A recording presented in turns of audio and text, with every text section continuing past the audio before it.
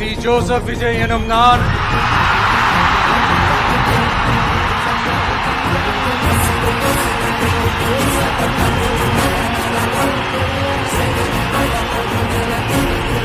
சட்டப்படி அமைக்கப்பெற்ற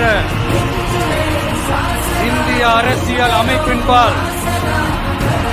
உண்மையான நம்பிக்கையும் மாறா பற்றும் கொண்டிருப்பேன் என்றும் இந்திய நாட்டின்